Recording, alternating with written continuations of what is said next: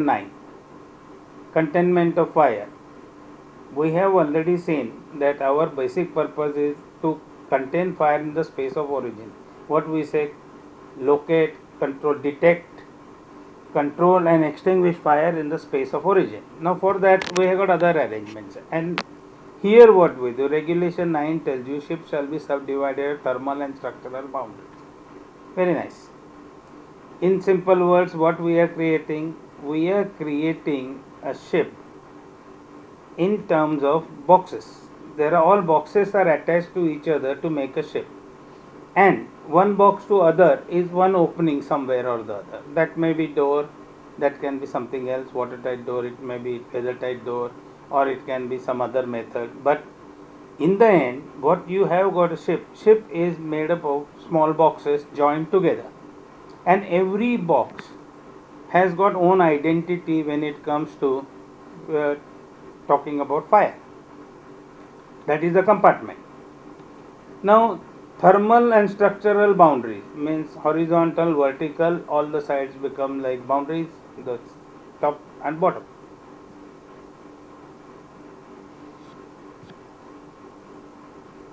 Now, when you say thermal boundaries, how much should be the level of that thermal capacity? That shall be generally according to the whatever is the judgment about that particular space. Different compartments may need a different type of boundary. Somebody might need thicker, somebody might need thinner, but one way or the other we are going to take the risk. Means we do some sort of a risk assessment and then do it. Fire integrity of the division shall be maintained at openings and penetrations. That means like two boxes are joined, right? So there is an opening in this. Opening has to be created. This opening also must maintain fire integrity. That means it has to have also the same characteristic of class 8 bulkhead, because all of them we are talking is the class A60 bulkheads. So A60, it should also, the door also should be like that. That means it is not that door will give away when there is a fire. No, door must maintain its integrity to ensure that nothing will give away from the whole bulkhead. Openings and penetration, whichever, both ways. Then these subdivisions, now this chapter goes quite deep further down. So I have truncated it here because then it is talking only variety of technical language, which if you have interest you can go to the SOLAS and read it further. But at this stage it is not required. It is more your requirements will come second mate's time, more I think mate's master's time.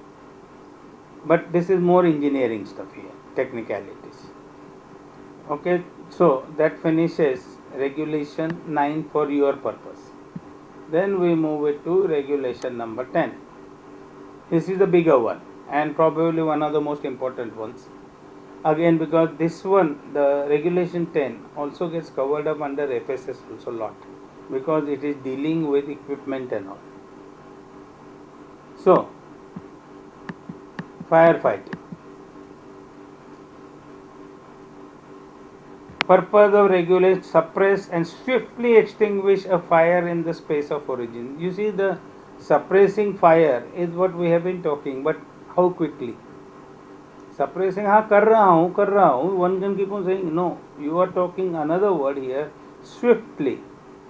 Means quickly you want to extinguish the fire in the space of origin, because the longer time you allow, fire is likely to go out of control, because you can't be just controlling and saying that मैं खेल रहा था.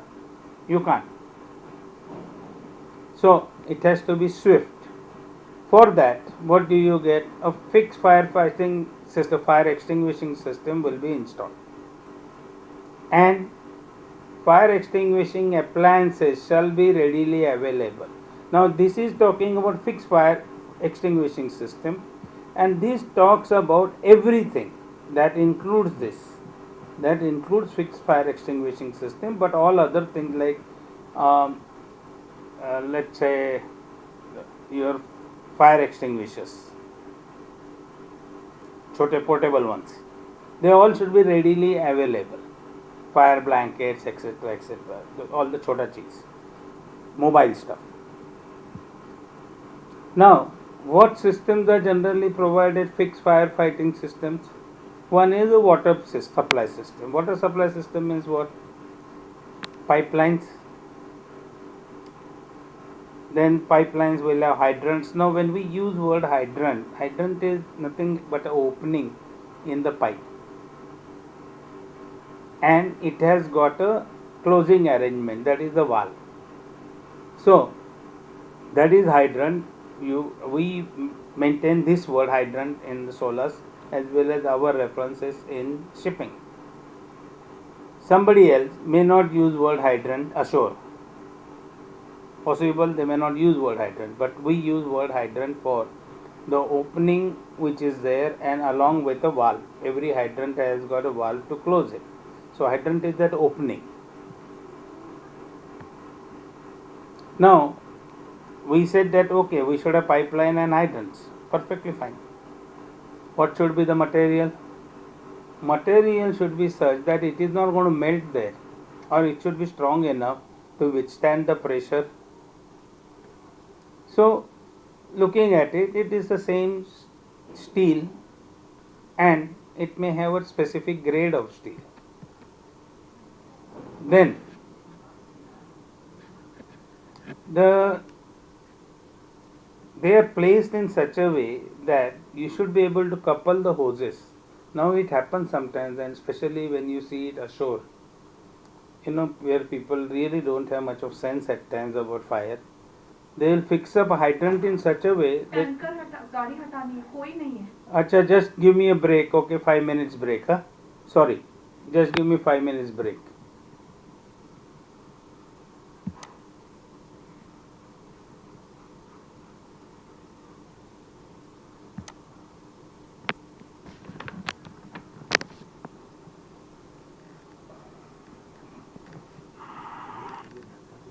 उसको नहीं जमता वो बूढ़े को, उसको कहता मेरे से नहीं हो रहा.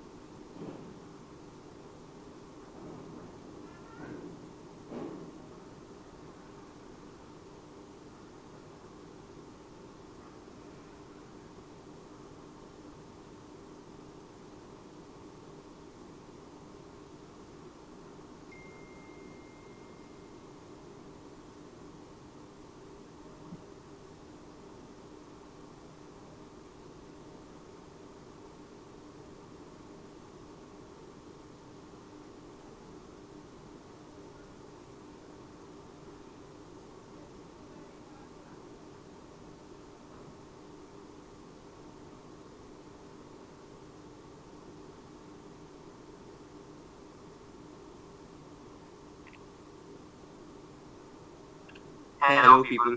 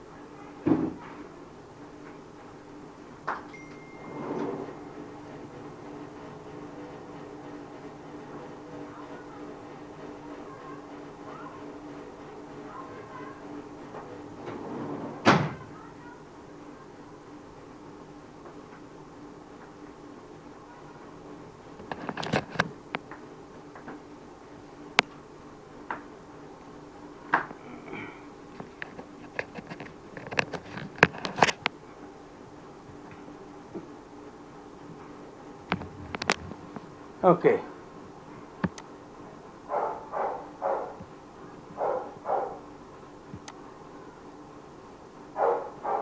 Can you see me? Somebody say yes. Yes, sir. Okay, good.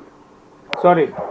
What happened is some water tanker has come and one of the tempo was there, so I had to move it. Otherwise, water tanker couldn't go. And everybody has got driving license, but unfortunately, I'm the only one who can drive. Okay.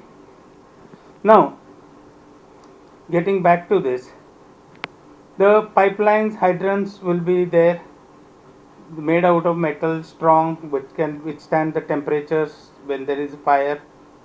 And then hydrants are placed in such a way that you can connect it. Now, this problem I have seen ashore.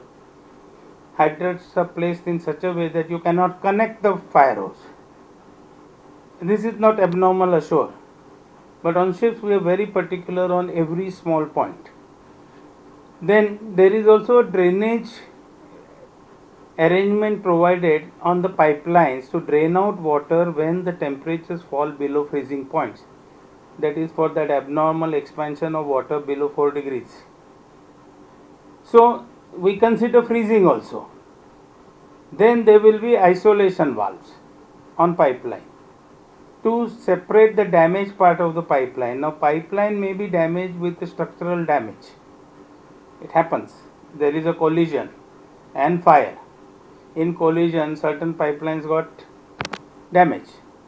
So what you will say, now fire, how do we fight? Because you will not have water.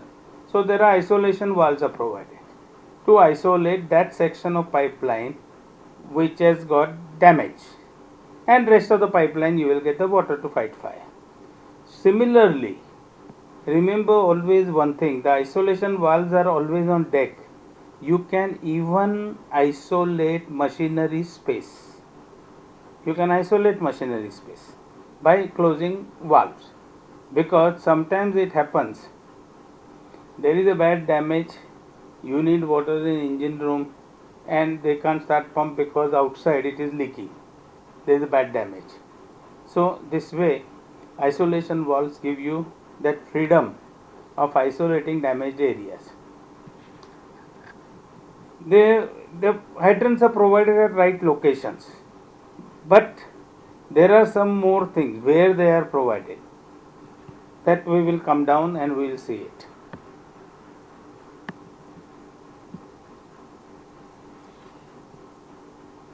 In principle, always remember each and every part of the ship is accessible. Okay, in principle, that is for construction wise. That means you can touch each and every part of the ship. Some places you may have to use the ladders, anything, that's okay, but you can touch it. No part is inaccessible. Similarly, here you have got arrangement in hydrants are placed in such a way that now this 1000 GT and less than 1000 GT etc., keep it aside for time being. At least one effective jet of water is immediately available from any hydrant to reach any part, plus another one hydrant will come in picture where you connect two lengths of the hoses. Two lengths of the hoses connected in series, connected to the hydrant, and between these two, the two jets will reach any part of the ship. This is how we have got arrangement of the hydrants. Then fire pumps can be started from remote location. That remote location is protected. All the remote locations are protected by class A60 bulkheads. Always, whether it's starting of fire pumps or quick closing valves or starting of emergency fire pump, everything can be unmanned ship specifically. Unmanned ship, everything can be done from the bridge. Anyway, I don't see you are going to see manned ship anyway, but it can be done from the bridge. You just press the button, you start. Then pipelines are designed that you can use them with two fire pumps simultaneously. Two fire pumps pressurize the pipeline. It's not necessarily one, two pumps can be used, but total rate you should have at least 140 cubic meters per hour. 140 cubic meters per hour minimum. You can have higher than that, no problems. Now, when we said now you can put two pumps and all, and suppose you are fighting with two fire hoses, and then you need to change one hose. Why? Because you have pushed the fire further down and you have to approach the fire more. So you have to advance. Now that time the issue will come. How will you advance? You will have to obviously disconnect the hose and connect it to another hydrant so that you can move ahead. That time there will be hydraulic surges. Why? Because you close the valve. How will you remove the coupling? So you close the valve. Close the valve means the pressure increases. It can give the jerk. Now what happens? You don't want pressure to increase beyond tolerance level of the pipeline. So you have got something called relief valve, pressure release valves. Now these pressure release valves are always on deck. Okay, always on deck. So isolating valves are to isolate. Pressure release valves are there. In case the pressure goes beyond tolerance level, it lifts up and releases the pressure. The spring loaded thing. Okay, so when you go on a ship, you also mark where it is. You will generally find it just outside the accommodation, and it will be in the corner because that water gets to drain out also, no? So it is on the pipeline. And then additionally, something which is not mentioned here is you also have got expansion joints on the pipelines. The reason for expansion joints is because when ship is moving at the seaway, okay, you have learned about hogging and sagging, right? So ship does like this sort of thing. Now it is not going to be like this hand, like my hand is showing the wavy movement, but ship will have it. Maybe mild one, but it will have it. Now that time the pipelines which are technically on extreme ends, no? Either bottom of the ship or on top. So they are extreme ends of the what you say channel, or what is the other word? Sorry, it what we say is a cross section of a tubing, like rectangular tubing, and that is the ship. So this on extreme ends, so it is more noticeable on extreme ends. So that is why you also have expansion joints. So this one coming down again to this, the relief valves, isolating valves, all are on deck, outside machinery space. Okay, this is important, outside machinery space. Then, like I told you, the hydrant, there is a valve fitted, otherwise how will you close the hydrants? Now on ships, each and every hydrant will have valve. And when you say take pipelines and all, the many pipelines which are used ashore, they have opening but they don't have valves. Why? Because it is expected you start the pump and it has to be open. So they don't fix the valve, they save the money. On ships, every hydrant will have a valve and a coupling. Relief valve we have seen, and isolation valves on tankers will be placed not more than 40 meters from each other. So every 40 meters you will have isolation valves, and they have got a ring type of system. That means if one is coming here and one is the other end of the ship, this side is damaged, these two valves are closed, the other side water is coming, so it will return back and come to this side. Now positioning, that I told you earlier, that two jets of water not emanating from same hydrant, one from single length of hose, other one two lengths of the hose, shall reach any part of the ship normally accessible to passengers or crew, and for crew each and every part is accessible. Okay.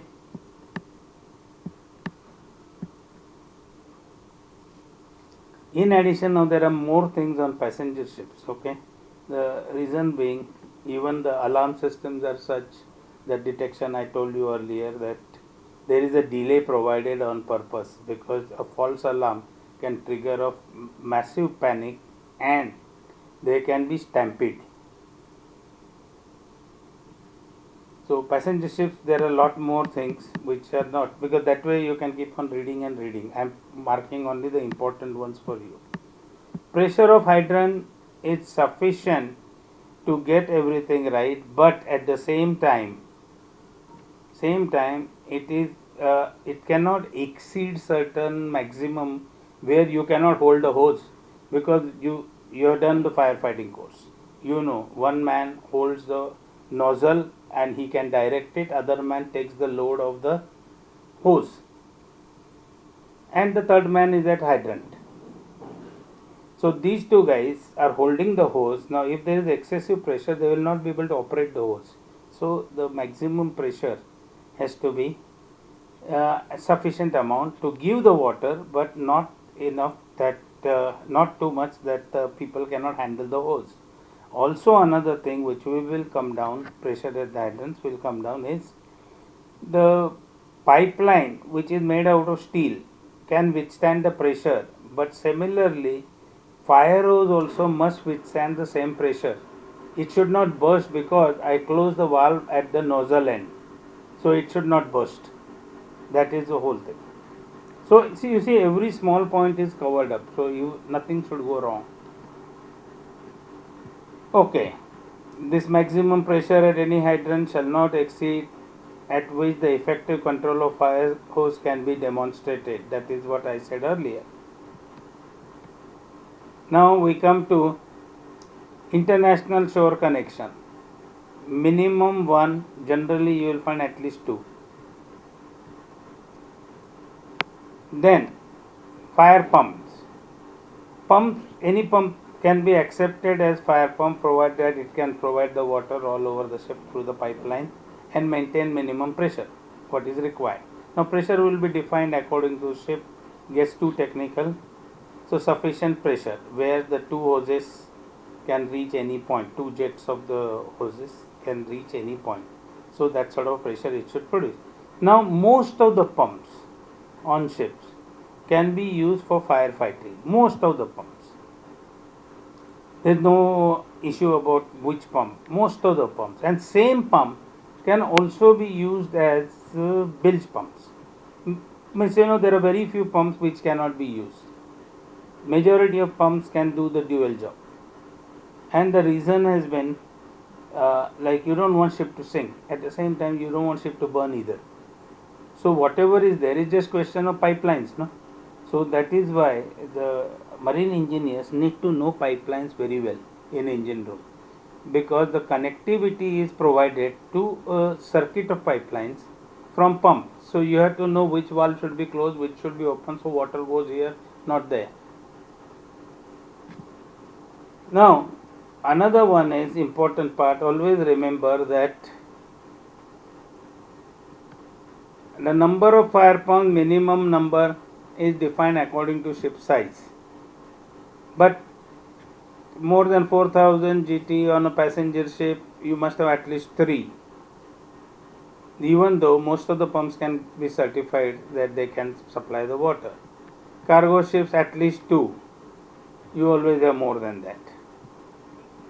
Then controls, especially on the ships where, you know, once upon a time, sometimes you will get this confusing thing from elderly seafarer, that they actually think that you have to go and open the valves and start the pump. No, that was over long ago, because your time is extremely critical when there is fire. You cannot have, because generally you will know almost 10 minutes after the fire has started you are in action. After that, if you are going to take another 10 minutes to get the water, fire will go out of control. So what happens is there is a remote arrangement, and then again that first part we saw, always readily available 24/7. Just press the button, pump starts, and within a few seconds water will be there at the hydrant. Few seconds, I am not going to say even minutes, because it happens ashore very often they don't realize that amount of water that is required to fill up the pipeline, and then there are issues that it needs 10 minutes to fill up the pipeline, only after 10 minutes you will get water. So that is not acceptable. Emergency fire pump. Once upon a time it used to be diesel driven, and even though it is still mentioned here that you can have a diesel driven power emergency fire pump with a capacity of 25 cubic meters or something. Ships generally have a fire pump which is operated by emergency generator, means emergency power source, and that is also just press button, it starts. Most important thing to remember is all other fire pumps are in machinery space except emergency fire pump. Emergency fire pump is never ever in machinery space. That's most important thing. Another one is emergency generator is also never ever in machinery space. They are separated by one full compartment.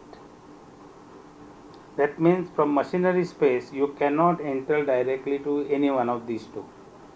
And not only that, their ventilations are also such that if there is a smoke emitting from machinery space, it will not go in this emergency fire pump room or emergency generator room. The even ventilation is isolated in such a way. Of course, it's a separate ventilation, but the ventilator should not suck the smoke which is coming from machinery space, because in that case your emergency thing goes out of control. Why you can't enter? It's full of smoke.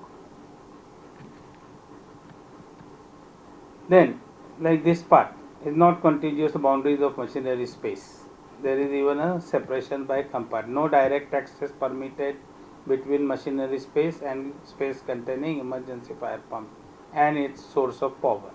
Source of power is added because if you have got a diesel driven pump. Now, ventilation arrangement which I mentioned just now is this.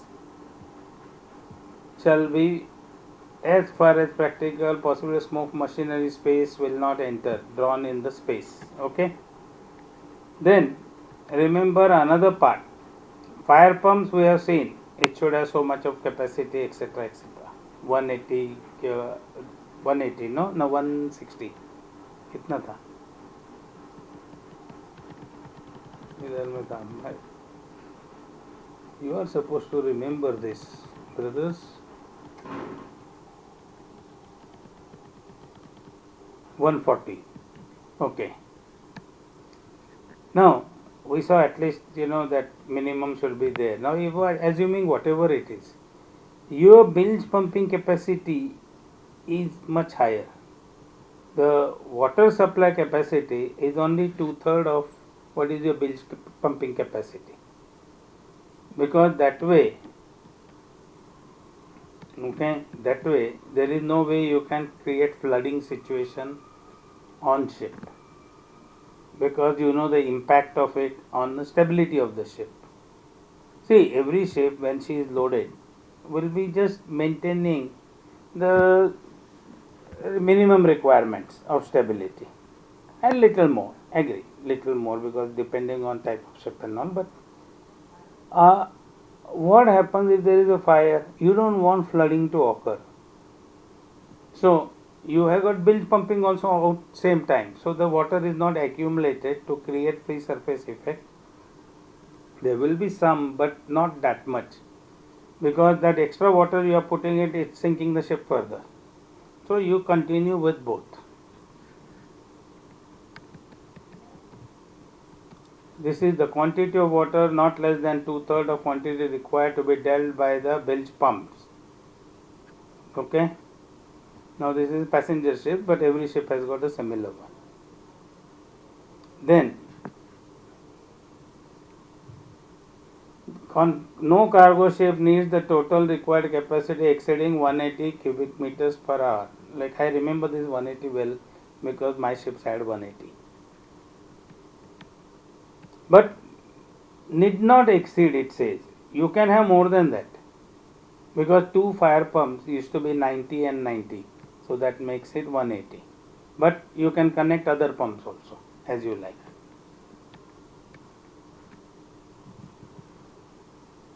Then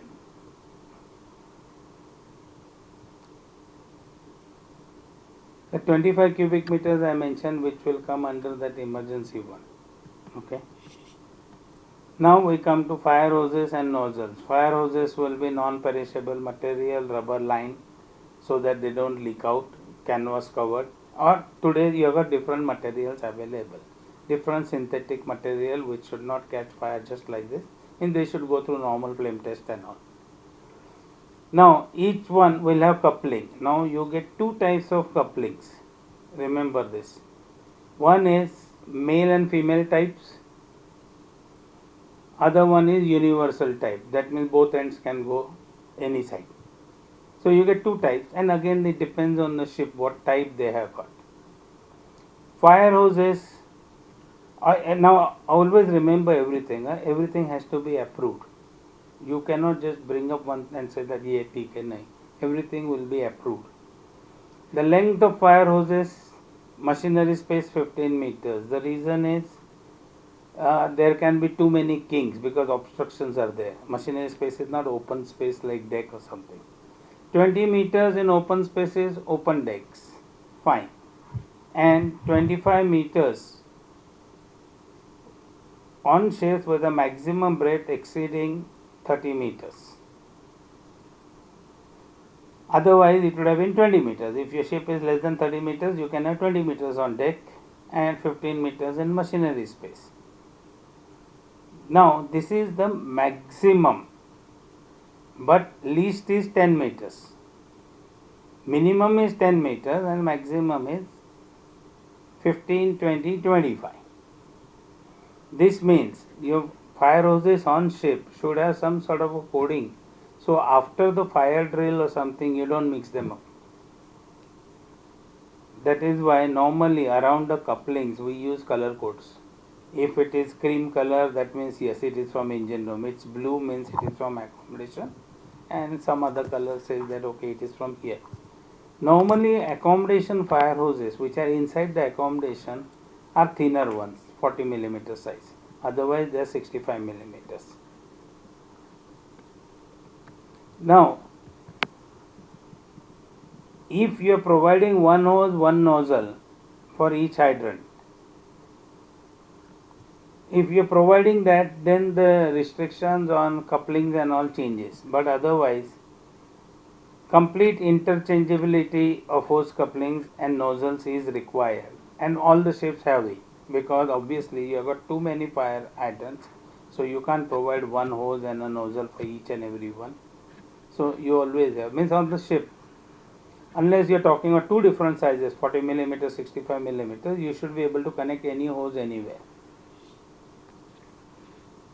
Number is decided by the classification society, how many, but they will be calculating and putting it.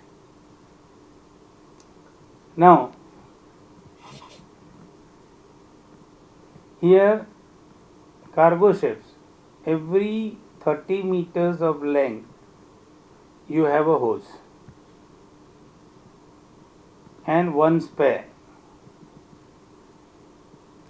But again these numbers will be actually controlled by the your certificate. Certificate tells you how many hoses are required.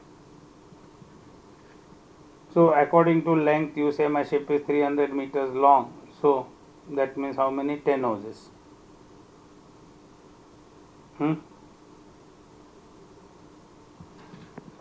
Anyway, coming back to this, the regulation 19 adds up some extra hoses, 3 hoses nozzle. Now regulation 19 is there for ships carrying dangerous goods. Ships are certified under regulation 19 that they are permitted to carry hazardous goods. So that is a separate certificate which you will go through when you study the hazardous code in cargo work. So that time you will see that this certificate is required. This is one of the questions. You will get it in some sort of interview. You know, hazardous goods and all. If you mention regulation 19 of SOLAS and all says this, that certification will be done and all. Very good. It's smart answer then.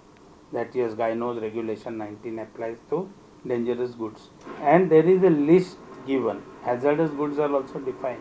There is a list with UN number. They call it UN number. Every hazardous stuff is identified with that number, and this UN number you will even notice on these road tankers and all. You will find one UN number is there. Of course, the road tankers put a lot of bullshits around, but it is there. Nozzle sizes 12 millimeters, 16 millimeters, and 19 millimeters, plus minus little bit here and there. Accommodation, you need not use more than 12 millimeters, because what happens, generally use the smaller hoses also. So remember one thing, nozzles have got nozzle sizes, the tip sizes have got nothing to do with the size of the hose. 65 millimeter also can have 12 millimeter nozzle, or 40 millimeter also can have 12 millimeter nozzle.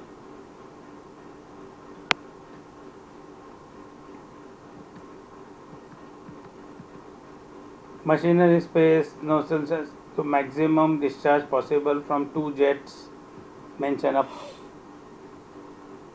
So, but they have restricted it that 12, 16, 19 need not be more than 19, because what happens very often, you have to supply maximum water for cooling purpose. Now, nozzle shall be of an approved dual purpose type incorporating a shutoff. Now, this is the important part that says in simple language that every nozzle what you are using should have this arrangement. It is not that I have got only jet ones and that is अरे उधर से लेके आ जाओ spray. No. Once upon a time this used to be the case. When I was youngster of your age, we had this situation that spray nozzles were different, and so are connect spray nozzle and go. Not anymore. It was stopped long back when I was selling only. That every nozzle is combination and with a shut off. That is important. So this line is very important for you, even though I have not highlighted it. Fire extinguishers, you have got a full book there, right? Given by our lab. Only important things we will go through. I am not going to go through every small detail. One portable fire extinguisher shall be placed near the entrance of that space. Now it may be inside or outside, because again you remember the extinguishers are never put in open space, like exposed to the weather. So it will be generally accommodation ones will be just at the entrance from outside doors, from outside the accommodation when you enter from decks. So it will be just within a meter, it will be there. So you open the door, you will have this. Then carbon dioxide extinguishers are not placed in accommodation spaces because of toxicity, except in galley. Galley has got arrangement where we use this. Another important part, spare charges must be approved type. Then for first 100% for first 10 extinguishers, 50 for remaining. Now this condition, spare charges must be there at the time of departure from any port. Not that every 3 months and 6 months, no, from any port. Now what happens is you have a different type of extinguishers, so it will depend on how much your ship is required to carry. But if you use up some, you have to ensure you procure them in the next port. All these conditions are true when you are departing from the port. Once you go to sea, you don't have a control over it, because you have to use. Instructions for recharging are carried on board. Then otherwise how will you recharge? Instructions are always given to you. You don't have to worry that remembering everything. And the ones which you cannot recharge on the ship, generally those ones are dry powder and CO2. In that case, one spare one should be in the store. Now I had this surprise once with a third mate. One new third mate joined and he told me, "Sir, we have got more fire extinguishers lying in the store." Means he was trying to impress that he is smarter than the previous guy, without realizing that you have to have CO2 extinguishers there. Why? Because we had CO2 extinguishers. So the spare is the another extinguisher. And dry powder, some types of dry powders you can refill on board, some types you cannot. So based on that, whatever you can refill on board, you have got spare charges. What you cannot refill on board, you have got extra extinguisher. Now we have come to fixed firefighting as well as we have come to 5 o'clock. So we stop here. And one important thing is, please don't believe in any rumors. If you will get, just stay relaxed. You will get enough notice for your exams, and you all will do well. You all are quite smart guys. Only thing, don't take leave from your studies, because a lot of you are in green zones now. Some of you may be allowed to move around a lot more now where restrictions are coming down. So I understand that there will be euphoria and all. चलो ये करेंगे, थोड़ा वो करेंगे. All these things will happen, but don't take leave of absence from the studies. Do something. थोड़ा बहुत चालू रखो, because one way or the other we are finished in this semester and about to start next one. So this one has to be somewhere here. Okay, good enough. So I close the meeting. Okay, 1 minute. किधर गया, भाग गया, देखो कितना.